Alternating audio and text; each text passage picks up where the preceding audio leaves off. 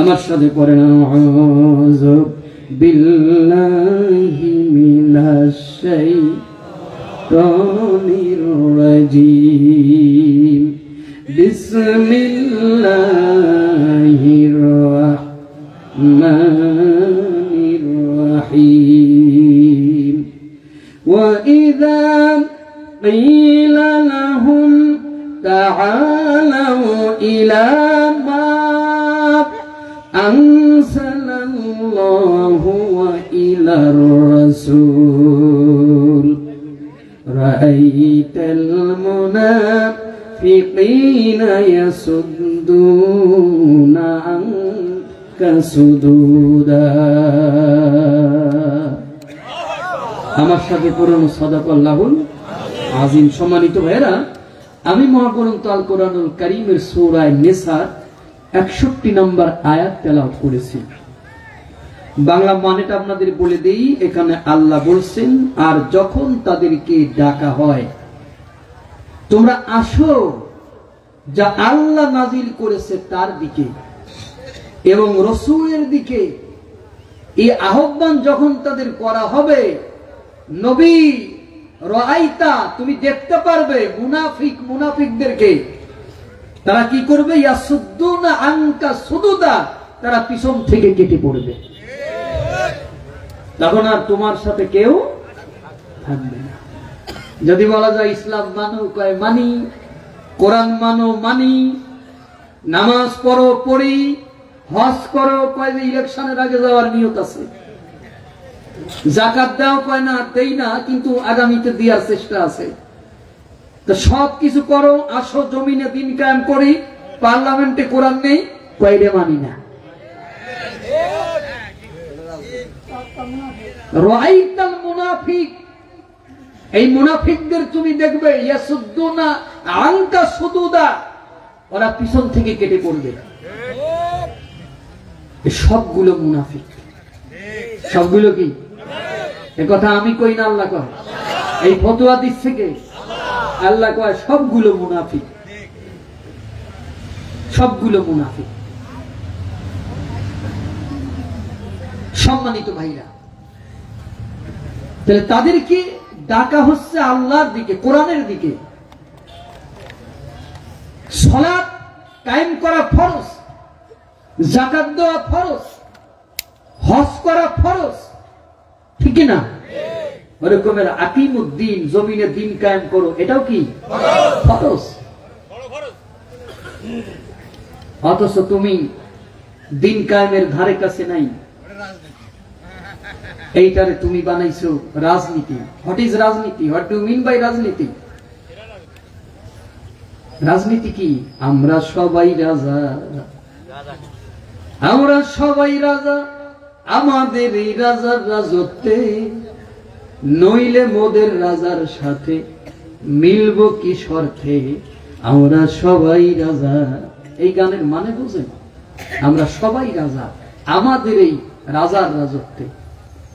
কুলিল্লাহুম্মা মালিকাল মুলক, হে রাসূল আপনি বলেন এই মুলকের মালিক কে? একটু জোরে কোন। তো আল্লাহ যদি রাজা হয়, কোরআন হচ্ছে তার নীতি। কোরআন কি? তাহলে এইটা যদি ষষ্ঠী তৎপুরুষ সমাস নির্ণয় করেন, তো এটাই রাজনীতি, এটাই নীতির রাজা। আপনি কোন ডেরে রাজনীতি করেন? আপনি ক্ষমতায় গিয়ে সুইস ব্যাংকে টাকা জমা রাখবেন, আপনি ইংল্যান্ড, আমেরিকা, ভারতে টাকা পাচার করবেন, সিঙ্গাপুরে টাকা পাচার করবেন, দুবাইয়ে ফ্ল্যাট কিনবেন, গাড়ি কিনবেন, বাড়ি কিনবেন, এটা রাজনীতি না, এটা হচ্ছে চোর নীতি। এটারে রাজনীতি বলে না। রাজার নীতি, নীতির রাজা। আমাদের রাজাকে আমরা সেই নীতিতে চলি, সেই নীতি হলো কোরআন। সেই নীতি কি? কোরআন। তো সেই নীতির দিকে যখন তোমারে ডাকা হচ্ছে, তুমি বলতেছো রাজনীতি। আবার অনেকে বলে যে ধর্ম আর রাজনীতি আলাদা জিনিস। ধর্ম আর রাজনীতি আলাদা জিনিস না, বরঞ্চ আল্লাহর নবী মদিনাতে মসজিদে নববীতে বসে পড়েই তিনি রাষ্ট্র পরিচালনা করেছেন, ঠিক না? যদি আপনি মদিনার ইসলাম বাংলাদেশে কায়েম করতে চান, তাহলে তো আপনার মদ বন্ধ করতে হবে, আপনার বার বন্ধ করতে হবে, আপনার 5 স্টার হোটেলে যাওয়া আপনার বন্ধ হয়ে যাবে। তখন তো চলবে না নেতাজি। আগেরটা বলে গেছিল যে মদিনা ইসলাম কায়েম করব বাংলাদেশে। মদিনা না, মদিনার ইসলাম। এই সমস্ত ধর্ম ব্যবসায়ীরা সিজনাল ব্যবসায়ী, নির্বাচনের সময় মাথায় টুপি দেয়, অথচ 5 বছরে আর টুপির খবর থাকবে না, বরং টুপিওয়ালাদের পিটাবে। আর এদের সাথে কিছু মৌলবীও জুটেছে। মৌলবী সন্ধি বিচ্ছেদ করতে পারেন? দিক প্লাস অন্ত বিদ্যাযোগ আলয়, ওই রকমের মৌলবীর সন্ধি বিচ্ছেদ করতে পারেন? মৌ প্লাস লোভী, মৌ প্লাস লোভী, তাহলে দাঁড়াচ্ছে কি? মৌ লোভী, মধু লোভী। টাকা যেখানে, এই সামসা গুলো দালাল গুলো সেখানে। তা না হলে বাইতুল মুকাররমের খতিব পালায় চলে যায়। মদিনা সনদ বাস্তবায়ন করে গেছে বাইতুল মুকাররমের খতিবের মাধ্যমে, পালায় চলে গেছে। পালায় গেলাম তোদের কারণে, হ্যাঁ পালায় গেলাম তোদের কারণে। তো যাই হোক, কথাগুলো কি ঠিক আছে? আমরা কি আখেরি দোয়া করে যেতে পারবো? কারা দোয়া করে যাব না? হাত দেখান তো। সবাই যাবেন? আমরা আখেরি দোয়া না করি এখান থেকে কেউ যাব না ইনশাআল্লাহ। কাউরে আগায় বসতে বলবো না আমি, কারণ এতটুকু প্যান্ডেল বানাইছেন কেমন? আপনার দাওয়াতি তো নিয়ে আমার ভুল হয়েছে। আমি যখন সোয়াদি আসছি, সোয়াদির মাঠটা কি ছোট মাঠ? সেখানেও জায়গা হয়নি, অথচ আপনি আমার দাওয়াত করি এতটুকু প্যান্ডেল বানায় ফেলালেন। আমার একটা সমস্যা আছে, খুব সমস্যা। সেই সমস্যা কি জানেন? আমার এই ফোন দিলে আমি আবার ব্যাক করি, আর অন্যান্য বক্তাদের 7 দিন ফোন দিয়ে পাওয়া যায় না। এটা হচ্ছে আমার সবচেয়ে বড় সমস্যা। আমি ব্যাক করি কেন? এই জন্য আমার মূল্য কম, মানে নিজেরা আমি সস্তা বানাই, কিন্তু ব্যাক যে করি কেন এটা তো বোঝে না। কারণ আমাদের কাছে মাগুরাতে বেশিরভাগ লোক ফোন করে বিপদে পড়ি, থানায় সমস্যা, কোর্টে সমস্যা, হসপিটালে সমস্যা। ওই ফোনগুলো তারা করে গরিব দুঃখী অসহায় খেটে খাওয়া মানুষগুলো আমাদের কাছ থেকে একটু সহযোগিতা নেওয়ার জন্য। ওরে আমি কি কমিটি ভাবে ব্যাক করছি নাকি? ওরে মনে করছি আমার এলাকার একটা ভোটার।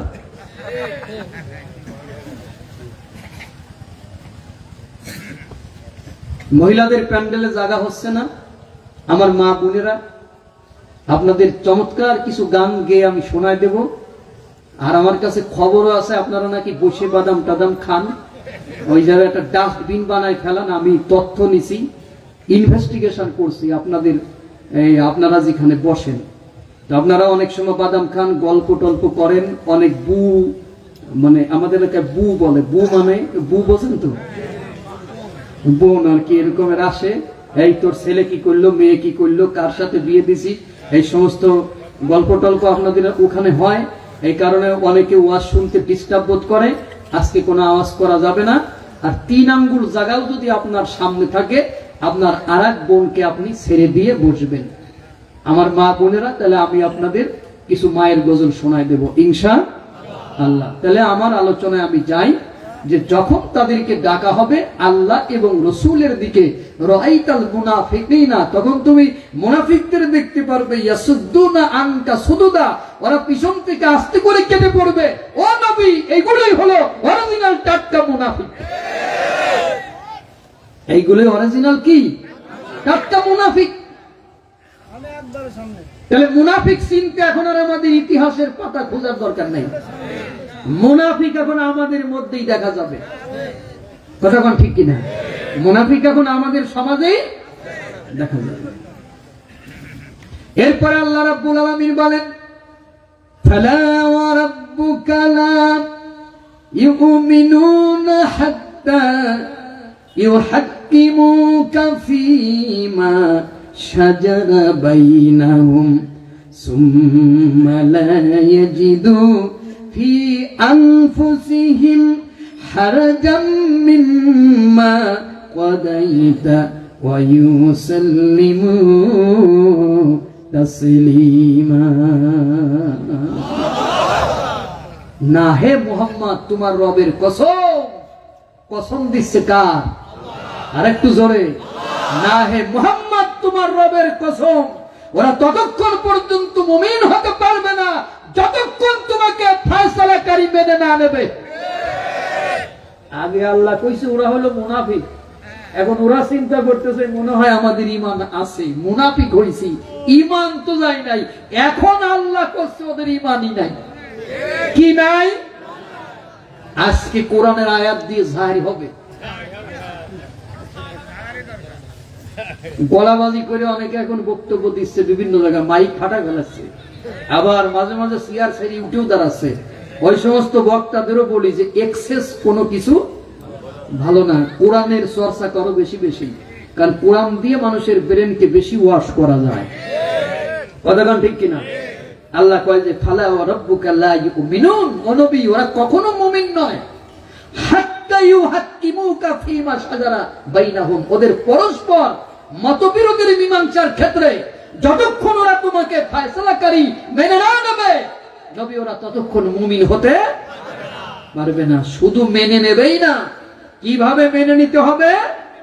তুমি যে ফয়সালা দেবে সে ব্যাপারে তার অন্তরে কোনো দ্বিধা অনুভব করবে না, পূর্ণ সম্মতিতে তা মেনে নেবে। মানে শুধু মানলি হবে না, সর্বান্তকরণে তা মেনে নিতে হবে। রাসূল বলেছেন এটা করা যাবে না, ওখানেই পরিষ্কার। রাসূল বলেছেন এটা করো, জীবন গেলে ওটা করতে হবে। তো তুমি দাড়ি রাখছো, রাসূলের সুন্নাত। তুমি টুপি মাথায় দিয়েছো, রাসূলের সুন্নাত। তুমি পাঞ্জাবি গায়ে দিয়েছো, রাসূলের সুন্নাত। তুমি পাগড়ি বাঁধছো, সেটাও রাসূলের সুন্নাত। কিন্তু তুমি আল্লাহর নবী যে দ্বীন কায়েমের জন্য রক্ত ঝরাইছে, আল্লাহর নবী দ্বীন কায়েমের জন্য হুদের ময়দানে দাঁত ভেঙেছে, আল্লাহর নবী দ্বীন কায়েমের জন্য তায়েফের ময়দানে মারি খাইছে, তুমি সেই ইসলামের ধারে কাছেও নাই। আরো অংশ যারা ইসলামের জন্য, আল্লাহর দ্বীন কায়েমের জন্য উঠে পড়ে লেগেছে, সেই মানুষগুলোকে মারার জন্য, সেই মানুষগুলোর হত্যা করার জন্য, সেই মানুষগুলোর জেলে ভরার জন্য তুমি প্ল্যান পরিকল্পনা করতেছো। তুমি মুমিন না। তুমি কি না? তুমি মুমিন না। তুমি মনে করেছো ওই সৌদি আরবে গিয়ে তুমি টুমরা টুমরা করে আসলে তুমি একবারে আল্লাহর ওলি হয়ে যাবা? ওরা আবু জেহেল উমরা বহুত করেছে জীবনে। কথা বল না কেন? আবু জেহেল উমরা বহুত করেছে জীবনে, খানায় কাবা বহুত করে তাওয়াফ করেছে, আবু লাহাব করেছে, উতবা করেছে, সাইবা করেছে। তারা কখনোই জান্নাতের সুঘ্রাণ পাবে না। তুমি তো বাংলাদেশের আবু জেহেল, সে তো আরবি টারবি বুঝতো, আর তুমি তো তাও বোঝো না। তোমার এই জান্নাতে যাওয়া হচ্ছে না বাবাজি। সম্মানিত ভাইরা, এই আয়াত কেন নাযিল হয়েছে? আব্দুল্লাহ ইবনে জুবায়ের বলেন, আনসারী এক ব্যক্তির সাথে খেজুর গাছে পানি দিয়া নিয়ে আমার ঝগড়া হয়। কি হয়? ঝগড়া। আনসারী বলল, পানির পথ পরিষ্কার করে দাও যাতে তা আমার জমির উপর দিয়ে যায়। জুবায়ের তা দিতে অস্বীকার করলো। তারা উভয়ে আল্লাহর নবীর কাছে সালিশের জন্য আসলেন। আল্লাহর নবী সব শুনে জুবায়েরকে বললেন, জুবায়ের তুমি তোমার জমিতে পানি দেওয়ার পর তোমার পড়শির জমিতে পানি দিও। কথা কি শোনা যাচ্ছে? জুবায়ের তা শুনে বলল, সে তো আপনার ফুফাতো ভাই, এই জন্য রায়টা এইভাবে দিলেন, তার পক্ষে দিলেন। আল্লাহ ওহী নাযিল করে দিলেন। বুখারী 2359 নম্বর হাদিস, মুসলিম 2357 নম্বর হাদিস। আল্লাহর নবী যে ফয়সালা দিয়েছে, ওই ফয়সালা করা যাবে না, ফুল স্টপ, এক চুলো সামনে আগানো যাবে না। অথচ আপনি রাসূল বলে দিল যে এই জমিনে আল্লাহর দ্বীন কায়েম করো, আপনার খুঁজে পাওয়া যাচ্ছে না। রাসূলের দাড়ি ভালো লাগে, রাসূলের পাগড়ি ভালো লাগে, রাসূলের কোরালাতি ভালো লাগে, সব ভালো লাগে, কিন্তু রসুলের রাজনীতি আপনার ভালো লাগে না। এজন্য আল্লাহ রাব্বুল আলামিন বলেন, ইন্নাল্লাহা ইয়া'মুরুকুম আন তু'আদ্দুল আমানাতি ইলা আহলিহা ওয়া ইযা হাকামতুম বাইনান নাসি আন তাহকুমু বিল আদল। আল্লাহু আকবার। সূরা নিসা আয়াত নাম্বার 58। আমার ওয়াজ কি শোনা যাচ্ছে? তাহলে হাসতেছেন কেন? অনেকে গল্প করতেছেন কেন? তাফসীর মাহফিলে তো তাফসীর করা মুশকিল। আয়াত ভিত্তিক ওয়াজ করলে তোরা বোঝে না, ওরা নিতে চায় না, কারণ এই জ্ঞান ওদের নাই। দুই সাইডে গান ধরি দেখবেন যে সব হাসি বন্ধ হয়ে গেছে। আজকে তো বলছি যে আলোচনা হবে আয়াত টু আয়াত, একটা আয়াত পড়ব তার ব্যাখ্যা করব, শেষ। এইভাবে তাফসিরে ফিরে আসতে হবে। যেমন আমাদের কোরআনের পাখি তাফসির করতেন, সেই তাফসিরের পরিবেশ কিছু পাগলা বক্তা নষ্ট করে ফেলাইছে নিজেদের কিছু সাফাবাজি গল্প দিয়ে। এই জন্য আমরা সেই পূর্বের ধারাকেই আবার ফিরিয়ে আনতে চাই। কোনো কথা বলা যাবে না। ইজা কুরিয়াল কোরআন, যখন তোমার সামনে কোরআনের তেলাওয়াত করা হয়, ফাসতামিউ লাহু, ওটা মনোযোগ সহকারে শুনবা। মনোযোগের ভিতরে দুইটা শব্দ আছে, মন প্লাস যোগ। তাহলে প্রথমে মাহফিলে যোগ দিতে হবে, তারপরে মন, মানে মনের যে কানটা আছে সেই কান দিয়ে ওই কোরআনকে শুনতে হবে। 3 নাম্বার আল্লাহ কয়, ও আনসিতু, চুপচাপ থাকবা, ডোন্ট সাউন্ড, কোনো সাউন্ড করবা না, কিপ সাইলেন্ট, চুপ হয়ে যাবা, আমার কোরআনের কথাগুলো তুমি শুনবা। আল্লাহ অর্ডার করতেছে, অথচ কোরআনের মাহফিলে এসে পাশের লোকের সাথে গল্প করেন, আপনার লজ্জা করে না? কারোর সাথে এখন কোনো গল্প নাই। আর বক্তারাও 3 ঘন্টা ওয়াজ করে। 3 ঘন্টা আমি আগেই নিজে ওয়াজ করতাম। কি ওয়াজ করছি? ওয়াজ 1 ঘন্টা হোক, কিন্তু তার বেসিক কিছু কথা থাকুক যেটা আমাদের জন্য প্রয়োজন, ঠিক কিনা? সম্মানিত ভাইরা, আল্লাহ কয়, ইন্নাল্লাহা ইয়া'মুরুকুম, আল্লাহ তোমাদের আদেশ দিতেছে, আমার দিক তাকায় থাকবেন। আল্লাহ তোমাদের আদেশ দিতেছে। কি আদেশ? তোমরা আমানত সমূহ তার প্রাপকের নিকট পৌঁছিয়ে দাও। আমানত সমূহ, এখানে একটি আমানতের কথা বলা হয় নাই, হিউজ পরিমাণ আমানত। টাকা পয়সা গচ্ছিত রাখা, এটা একটা আমানত। জমি রাখা আমানত। আবার এই যে চেয়ারটা, প্রধান বক্তার চেয়ার, এই চেয়ারটা এখন আমার কাছে আমানত। এই চেয়ারে বসে আমি আল্লাহর কোরআনের কথা বলতে গিয়ে আমার ফাঁসিও যদি হয়, তারপরও সেই ফাঁসি আমার নিতে হবে, কারণ এটা এই চেয়ারের আমানত।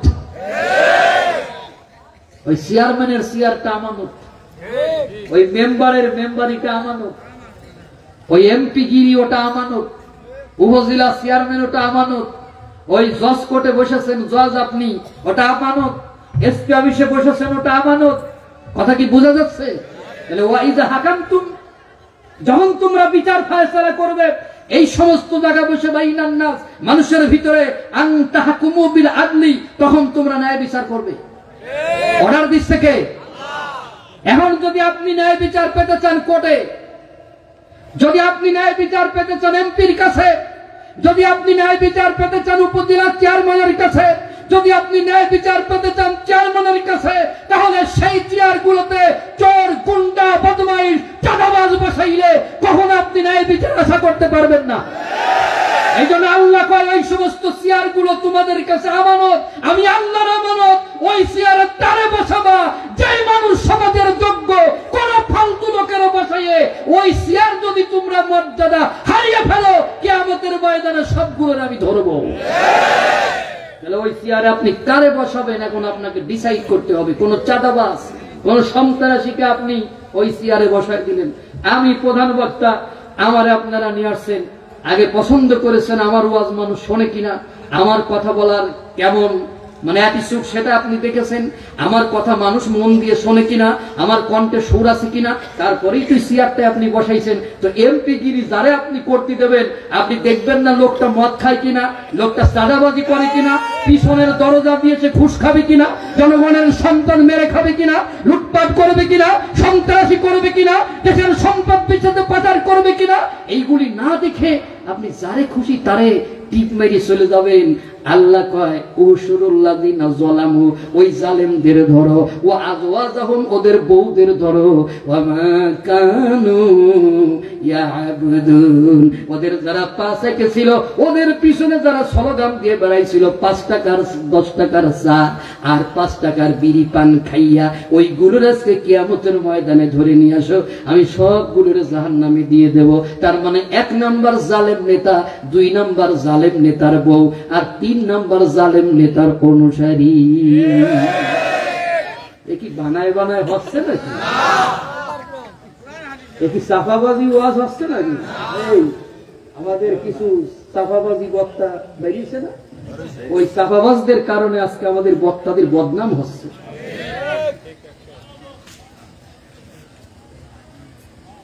এই ওয়াজগুলোতে ফিরে আসেন না।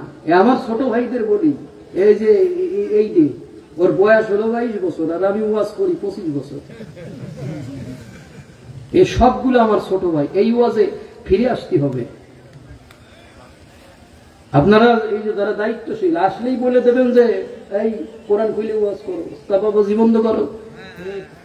এটা দোষ কিন্তু আপনাদের, আপনারা ওদের দিয়ে এগুলো করাচ্ছেন। থাপড়ায় দাঁত ফেলা দেবেন ওদের। টাকা নিবা, কোরআনের হক আদায় করবা না। এই জন্য আমি আজকে বলেছি যা ওয়াজ হবে সব কোরআন দিয়ে। কি দিয়ে থাকবেন না আপনারা? তাহলে এই আয়াতের পরে আল্লাহ বলতেছে উহশুরুল্লাযিনা যালামু, উহশুরু মানে জমা করো। কি করো? জমা করো। আজওয়াজা উহশুরুল্লাযিনা যালামু, ওই জালেমদের জমা করো। ওয়া আজওয়াজাহুম, ওদের বউদের জমা করো। ওয়া মা কানু ইয়াবুদুন, আর ওদের ওই যে দোসররা, দোসর বোঝেন? আমার ভাই, তোমার ভাই, কলা গাছ ভাই, কলা গাছ ভাই, কলা গাছ ভাইয়ের চরিত্র ফুলের মতন পবিত্র। তাই চান্দা নিচ্ছে কিডা? তোর কলা গাছের চরিত্র ফুলের মতো, তো চান্দা নাই কিডা রে?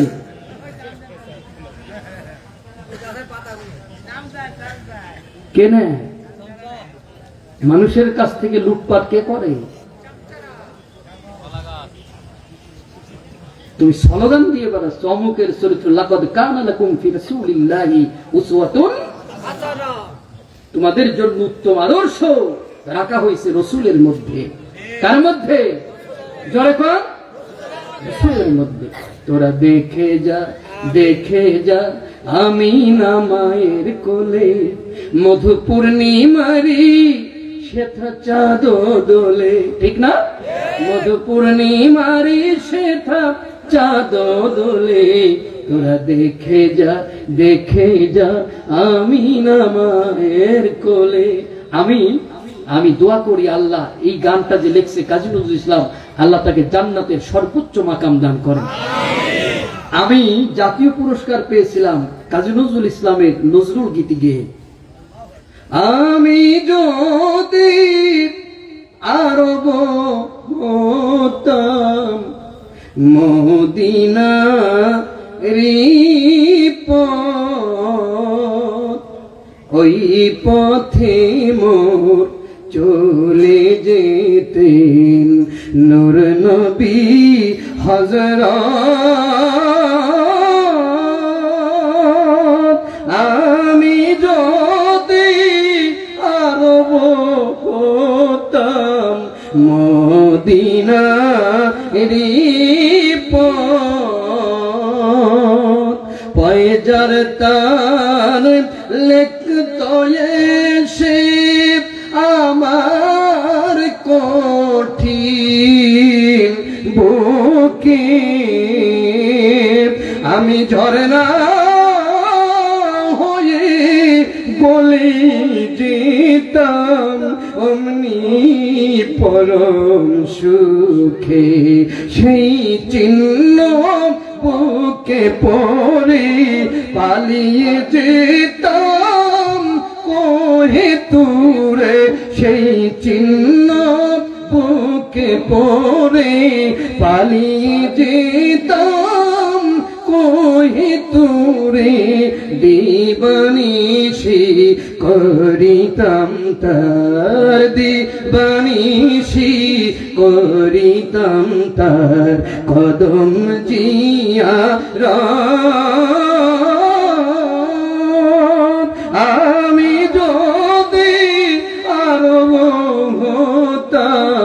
মদিনা রে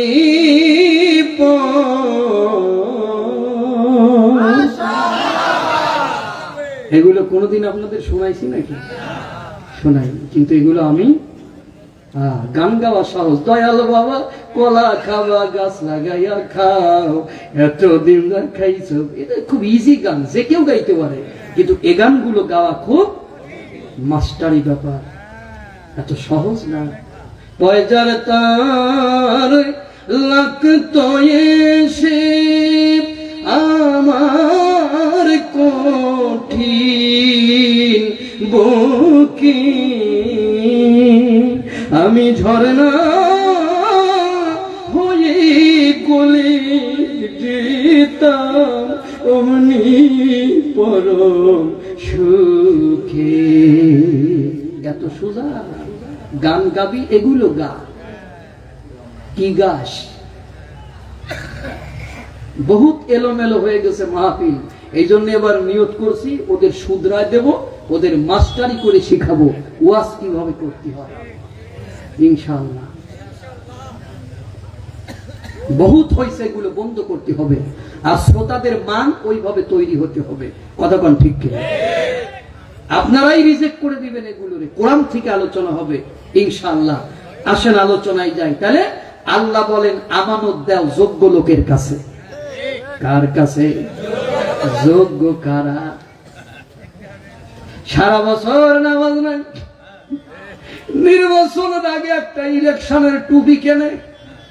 কিসের টুপি?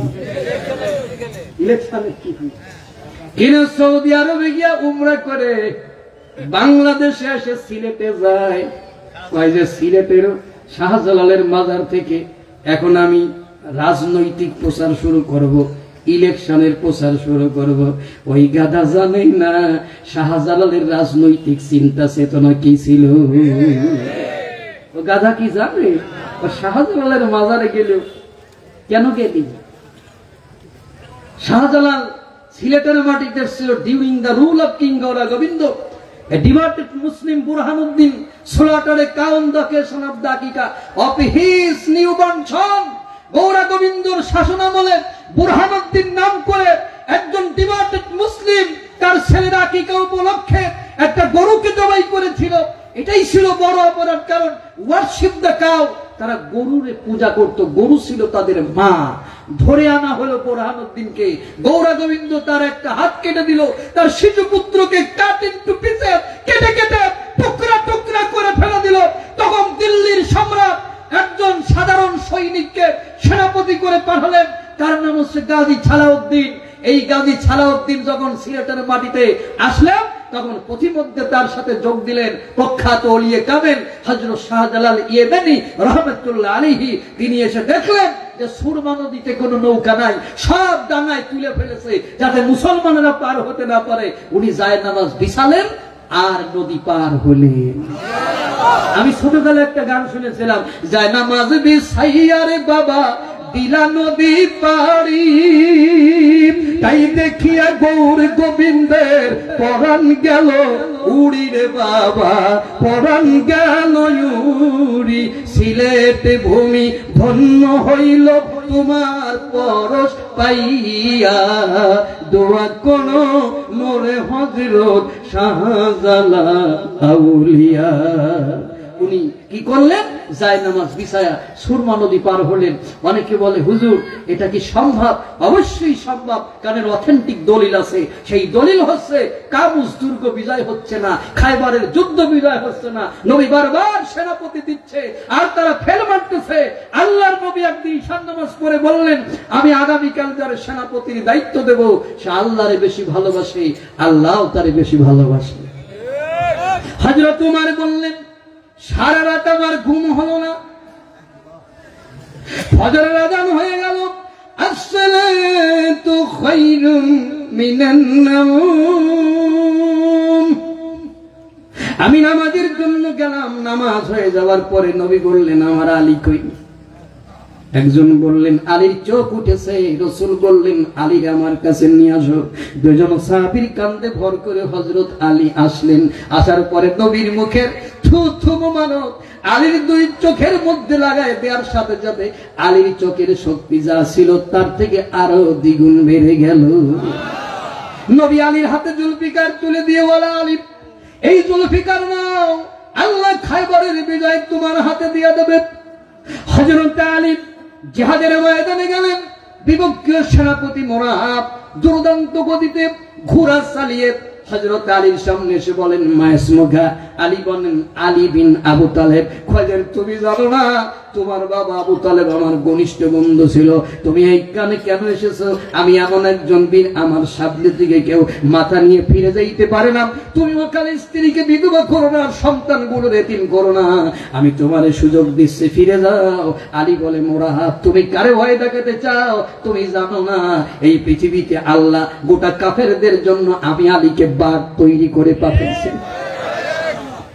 মুরাহাব বলল তাহলে তুমি আমার আগে মারো। আলী বলে মুসলমান কখনো কাউরে আগে মারে না, তুমি আমারে মারো। মুরাহাব মারতেছে, মুরাহাবের সমস্ত রণকৌশল গুলো শেষ হয়ে গেল। এবার আলী বলে মুরাহাব আমি তোমার একটা বাড়ি, এবার আল্লাহু আকবার বলে তরবারি তুলে একটা কোপ মেরেছে, ঢাল কেটে মাথা থেকে পা পর্যন্ত কেটে আলীর তরবারি মুঠি হাত পর্যন্ত মাটির ভিতরে গেড়ে গেছে। খায়বরের যুদ্ধ বিজয় হয়ে গেল। আল্লাহর নবী আলীকে ডাকতে বলে আলী আমি শুনলাম জিহাদের ময়দানে তোমার ঢাল ভেঙে গিয়েছিল, কি দিয়া যুদ্ধ করেছো? আলী বলেন ইয়া রাসূলুল্লাহ কাবুস দুর্গের কপাট ধরে টান দিলাম আর লোহার কপাট আমার হাতের ভিতর চলে আসলো। নবী বলে আলী রে এত বড় কপাট মানুষ কেমনে উঁচু করে? যদি তুমি আমার একটু দেখাইতে আমার বড় স্বাদ হয়, আমার বড় শখ হয়। হযরত আলী আগের দিনকার মতো লোহার কপাট উঁচু করে ধরলেন, কিন্তু নড়াইতে পারলেন না। ডান হাত দিয়া পারলেন না, বাম হাত দিয়া পারলেন না, দুইটা হাত দিয়া টান দিয়েছে। দুইটা হাত দিয়া টান দেওয়ার পরও আলী নড়াইতে পারে না। শরীরের লোমকূপ থেকে ঘামগুলো ঝরতেছে। হযরত আলী লজ্জা পেয়ে গেছে। নবী বলে আলী লজ্জা পেও না, এত বড় কপাট মানুষে উঁচু করতে পারে না। তুমি যখন আল্লাহর দ্বীন কায়েমের জন্য, আল্লাহর দ্বীন সমুন্নত রাখার জন্য, কালেমার পতাকা উড্ডয়নের জন্য ওই কাবুল দুর্গের দিকে হাত বাড়ায় দিয়েছো, তোমার হাতে না আল্লাহর কুদরতি হাতে তোমার সামনে কপাট আমার আল্লাহ উঁচু করে ধরেছে। আল্লাহ তিজার পূর্ণ ঈমান কোথা সে মুসলমান, কোথা সে মুসলমান, কোথা সে আরিফ অভেদ জাহার, কোথা সে আরিফ অভেদ জাহার। আছে না? কোথায় তারা আজকে? স্ত্রী পুত্রে আল্লাহর সুপে জিহাদে জেনির ভিড়, হেসে কুরবানি দিত হায় প্রাণ, আজ তারা মাগে ভিড়।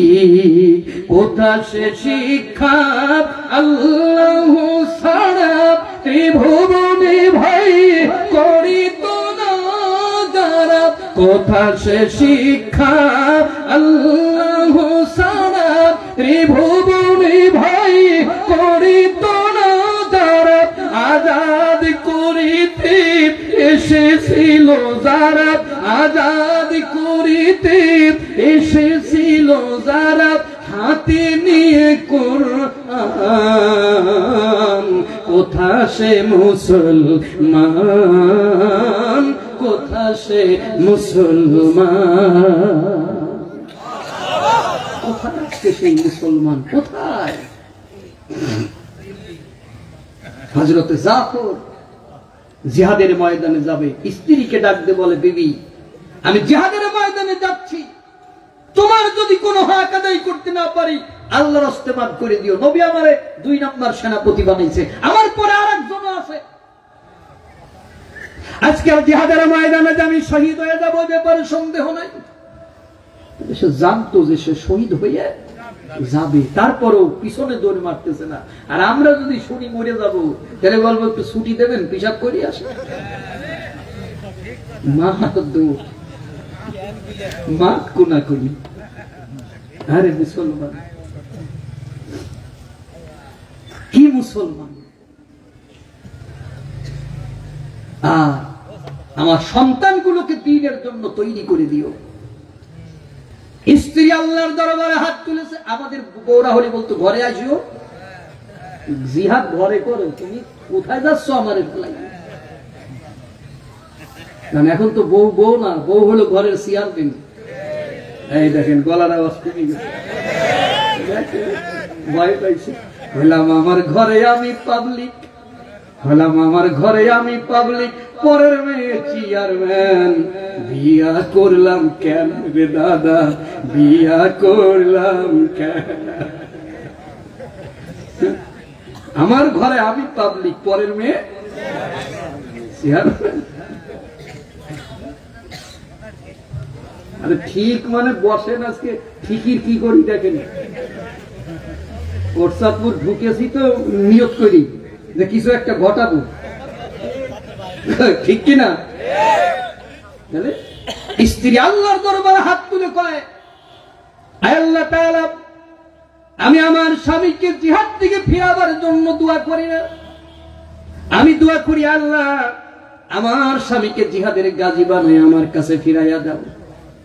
হযরত জাফর খাত থেকে তরবারি খুলে স্ত্রীর হাতের উপরে উল্টা পিঠ দিয়ে আঘাত করে বলতেছে, এই উল্টা দোয়া তুমি করবা না, রাসূল বলেছে আমি শহীদ হব, তোমার দোয়া কবুল হবে না, কবুল আমার রাসূলের দোয়াই হয়ে গেছে।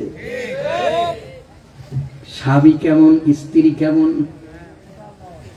হযরত আব্দুল্লাহ বিন রাওয়াহা নতুন বিয়ে করেছে, ফুলসজ্জার রাত, বাসর সজ্জার রাত, বাড়িতে গেছেন বিদায় নেওয়ার জন্য। ঘরের বাইরে থেকে শুনে বিবি কোরআন তেলাওয়াত করতেছে, আর আমরা ঘরে যাওয়ার আগেই দেখি যে বউ রিমোট টিপে টিপে টিপে টিপে ভারতের চ্যানেল বাইর করতেছে।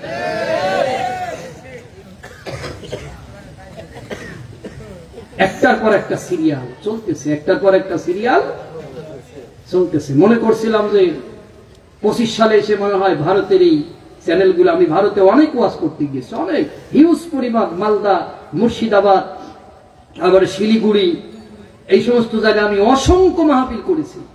আমি দেখেছি আমাদের বাংলাদেশের একটা চ্যানেলও ভারতে চলে না, একটা চ্যানেলও চলে না।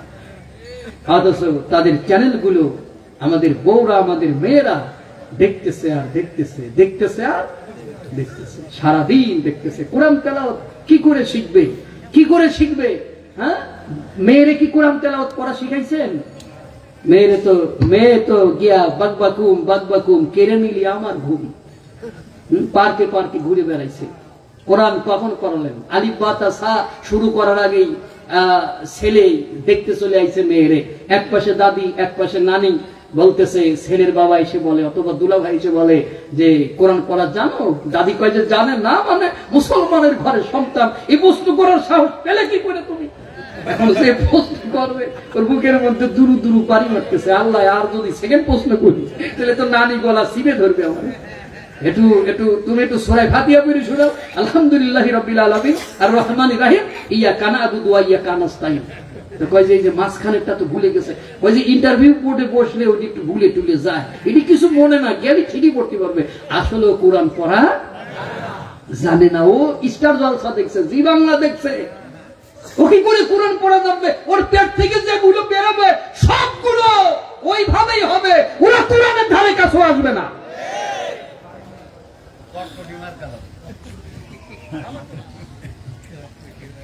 এজন্য আল্লাহ কয় হাদুহু ওয়া হিসাবুহু সালাসুনা শাহরা।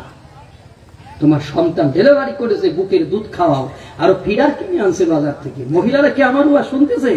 ফিডার কিনে এনে, হ্যাঁ, ফিডার কিনে এনে ফিডারের ভিতরে ডেনমার্কের দুধ, নিউজিল্যান্ডের দুধ, অস্ট্রেলিয়ার দুধ ঢুকাইয়ে এবার বাচ্চারে দোলনার উপর শোয়ায় দুধ গালের ভিতর দিছে, বাচ্চার মুখ থেকে দুধ বেরোয়, বাচ্চা ট্যা ট্যা করে কাঁপতেছে, আর টিভি টিপেই যাচ্ছে। আচ্ছা, ওই বাচ্চা কি ওরে মা বলবে না মাম্মি বলবে? আপনাদের এলাকায় হাঁসের পেটের তলে মুরগির ডিম দেয় না, মুরগির পেটের তলে হাঁসের ডিম দেয়? কথা কয় না, মুরগির পেটের তলে। আমাদের মাগুরাতেও তো এই কাজটা করে। তার মানে মাগুরার আপনারা তো মিলে গেছেন, এই কাজটা করে। এখন বাচ্চা বেরোইছে, বাচ্চা বেরোইয়ে 7 দিন পরে বাচ্চা পানির দিক যায়। মুরগি তোকে what is this, what nonsense. আমি কইছি come to me because I am your mother. আমরা কইছি no no you are not my mother, we shall go to water. মুরগি থেকে হোয়াট ইজ দিস, এইটা কি? একজন গায়েব থেকে বলল এটা তোমার বাচ্চা না, এটা হলো হাঁসের বাচ্চা। তুমি ফুটাইছো ঠিক, কিন্তু বাচ্চাটা কিসের? হাঁসের। তুমি দুধ খাওয়াবা নিউজিল্যান্ডে, দুধ খাওয়াবা অস্ট্রেলিয়া, দুধ খাওয়াবা তুমি ডেনমার্কে, আর বাচ্চা বাংলাদেশে ভালোবাসবে, বাচ্চা মারে ভালোবাসবে। ও যে বিদেশে টাকা পাচার করে, ওর খোঁজ খবর নিয়ে দেখো, ওগুলি একটা মায়ের দুধ খায় নাই, ও সব ডেনমার্কের দুধের বাচ্চা। ও মায়ের দুধ খাইলে তো ভালোবাসবে, ও তো মায়ের দুধই খাই নাই। আবার আমাদেরকে কয় রাজাকার। আমরা কি দেশের টাকা চুরি করেছি? করি নাই তো। বেগম পাড়া বাড়ি আছে নাই তো। বাংলাদেশের রাজাকার বহুত প্রকার, ইন্ডিয়ার রাজাকারও আছে বাংলাদেশে, পাকিস্তানেরও আছে, আমেরিকারও আছে। এই দেশটা তো রাজাকারেরই দেশ দেখতেছি। কষ্ট হচ্ছে? আর একটু ওয়াজ করবো। আচ্ছা, কোটচাঁদপুরি স্লোগান আপনি পাইছেন? কারণ আজকে স্লোগান দিয়ে ওয়াজ তো আমি করতেছি না, খুব নর্মালি ওয়াজ করতেছি। আর একটু ওয়াজ করবো? তাহলে একটা তাকবীর দেই, লিল্লাহে তাকবীর। আমার তাকবীর আমি দিলাম, যখন কেউ দিচ্ছে না তখন আমার তাকবীর আমি দিলাম। তাহলে আসেন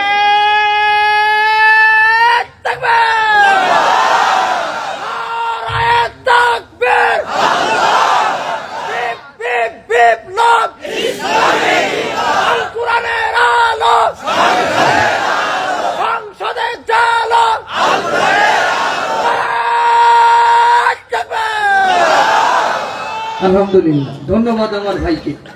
আমি আর বেশিক্ষণ ওয়াজ করবো না, অল্প টাইমে ছেড়ে দিব আপনাদের ইনশাআল্লাহ। তাহলে আল্লাহ বলেন, ওই ওয়াজটুক শেষ করে আসি। হযরত শাহজালাল তাহলে সিলেটের মাটিতে আসছিলেন কি করার জন্য? যুদ্ধ করার জন্য। কার বিরুদ্ধে? কেন? কারণ নির্যাতিত মানুষের পক্ষে সে নিয়েছিল। নির্যাতিত মানুষের উপর গৌরা গোবিন্দ অত্যাচার করত, সেজন্য তিনি তার বিরুদ্ধে যুদ্ধ করতে এসেছিল। তো তুমি সিলেটের বাড়ি থেকে প্রচার শুরু করবা, এদেশের মানুষকে তুমি নির্যাতন করতে পারবা না। সে ছিল আল্লাহর ওলি, আল্লাহর জমিনে দিন কায়েম করেছিল। তোমাকেও ঠিক সেই কাজটাই করতে হবে। কথা বলেন ঠিক কিনা? সম্মানিত ভাইরা, তাহলে স্ত্রী পুত্রে আল্লাহর সুপে জিহাদে যে নির্ভীক, স্ত্রী ঘরের ভিতরে কোরআন তেলাওয়াত করে। কি তেলাওয়াত করে? তিনি বললেন, বিবি কোরআন তেলাওয়াত থামাও, আমার কয়টা কথা শোনো। বিবি বলেন, তুমি বাইরে কেন, ভিতরে আসো। কয় যে না, যাওয়া যাবে না। আল্লাহর নবী আমারে 3 নম্বর সেনাপতি ঘোষণা করেছে, আমি জিহাদের ময়দানে যাচ্ছি, তোমার কোনো হক আদায় করতে পারলাম না, এজন্য তুমি আমারে আল্লাহর রাস্তায় মাফ করে দিবা। বিবি বলেন, স্বামী তুমি একটু ঘরের ভিতরে আসো, আমি তোমাকে প্রেম নিবেদন করব না, শুধুমাত্র একবার দেখতে চাই, এই জন্য যাতে কিয়ামতের ময়দানে তোমাকে দেখে স্বামী হিসাবে চিনে নিতে পারি। আব্দুল্লাহ বিন রাওয়াহা বললেন, বিবি এজন্য আমাকে দেখার কোনো প্রয়োজন নাই, আমার শাহাদাতের পরে তুমি যদি ধৈর্য ধারণ করে থাকতে পারো, কিয়ামতের ময়দানে আল্লাহ রাব্বুল আলামিন তোমাকে আমাকে স্বামী স্ত্রী হিসাবে পরিচয় করাইয়া দিবে। এটাই হলো স্ত্রী পুত্রে আল্লাহর সুবে জিহাদে যে নির্ভীক, হেসে কোরবানি দিত। হায় আজ তারা মাঘে ভিক, তারা আজকে ভিক্ষুকের জাতি হয়ে গেছে। আজকে ফিলিস্তিনের মুসলমানদের দিকে তাকান, গাজার মুসলমানদের দিকে তাকান, আজকে তারা কতটা অসহায়। শুধুমাত্র এগুলো আমাদের এই যোগ্য লোকদেরকে চেয়ারে না বসার কারণে। যদি সৌদিতে আমরা যোগ্য লোকের বসায় দিতে পারতাম, যদি আমরা ওই কুয়েত, আবুধাবি, দুবাইতে, এই সমস্ত ওমানে আমরা যোগ্য লোকদের বসায় দিতে পারতাম, তাহলে ইসরায়েল এই মুসলমানদের পিশাপেই লোহিত সাগরে ভেসে যাইত। কিন্তু আমরা তো সেই আমানতের খেয়ানত করেছি, আমরা যোগ্য লোকদেরকে সেখানে বসায় দিতে পারি নাই। আবার চলে আসেন সেই আলোচনায়, সেই আমানতের জায়গায়। আল্লাহ বলেন, যে যখন তুমি এই দায়িত্বগুলো একজন যোগ্য লোকের কাছে দেবে তখন তুমি রেজাল্ট পাবে। ওয়াইদা হাকামতুম, যখন বিচার ফায়সালা শুরু হবে বাইনান নাস, মানুষের মধ্যে, বিল হাক্কি, তখন ন্যায় বিচার হবে। আনতাহকুমু বিল আদলি, তখন সেখানে ন্যায় বিচার করবা, ন্যায় বিচার হবে। তাহলে যোগ্য লোক যদি আমরা যোগ্য চেয়ারে দিতে পারি তাহলে আমাদের জনগণের জানমাল নিরাপদে থাকবে। কতক্ষণ ঠিক কিনা? তাহলে সেই যোগ্য লোক খুঁজে বাইর করার দায়িত্ব আমাদের না? নাকি যারে পাবো তারে টিক মারবো? এই যে এই কথা বললি কয় যে হুজুর ভোট চাবেন না। আমি ভোট চালাম কোন সময়? কোথায় ভোট চালাম? আমি বলতেছি যোগ্য লোকের, সে যে দলেরই হোক, যোগ্য লোকের যোগ্য জানায় না। তবে সিজনাল ধর্ম ব্যবসায়ীদের কথা শুনো না। সিজনাল ধর্ম ব্যবসা মানে সিজনের সময় একটা টুপি কেনে।